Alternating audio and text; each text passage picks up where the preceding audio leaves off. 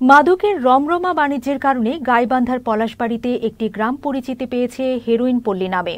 দীর্ঘদিন ধরে মাদকের রমরমা ব্যবসা চললেও এই পরিস্থিতির উত্তরণে নেওয়া হয়নি কোনো পদক্ষেপ। এমনকি গ্রামের নাম শুনলেই বিয়ে ভেঙে যাচ্ছে সেখানকার তরুণ তরুণীদের। বিপাকে এলাকার বাসিন্দারা।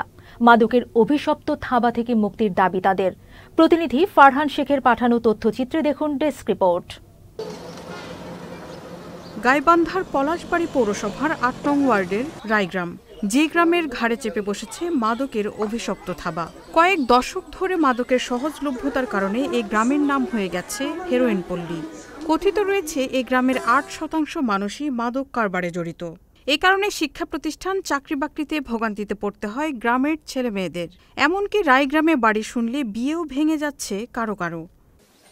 এক বিয়ে দেওয়া যাওয়ালায় বিয়ে হয় না, কত কাহিনী করে বিয়ে দেওয়ার না গে। মাঝে মাঝে আর কি ঘটকালি করি। তো এখানে আমি লোকজন নিয়ে আসছিলাম এক মেয়েকে দেখার জন্য।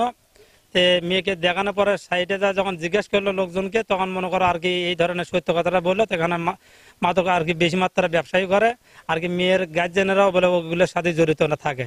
মাদক নির্মূলে এলাকায় কমিটি করা হয়েছে, সচেতনতামূলক কার্যক্রমও চলছে, কিন্তু শেষ পর্যন্ত কোনো কাজে আসেনি। ক্ষমতার পালাবদলেও বহাল তবিয়তে থেকে যাচ্ছেন মাদক কারবারিরা। মাদকের অভিশাপ থেকে মুক্তি চাইছেন এখানকার সাধারণ মানুষ। বাচ্চা কাচ্চা বিয়ে দিতে পারি না, বিভিন্ন সমস্যা। কি কারণে? আত্মীয় ওই যে মদ গাঞ্জা হিরোইন এখানে বিক্রি হয়, সেটা আন্তর্জেলা ভাবে ভাই বহুতবার চেষ্টা করছি। এদের বিশ্ব নেটওয়ার্ক, এই নেটওয়ার্ক বহুত আইবিডিএবি ব্যর্থ হয়ে গেছে। মাদকের কারণ তো বিশাল সমস্যা। মাদকেরা যারা ব্যবসা করে, মাদকের সঙ্গে যারা জড়িত, তাদের মনে করেন শক্তি, তাদের টাকা পয়সা অনেক হয়ে গেছে।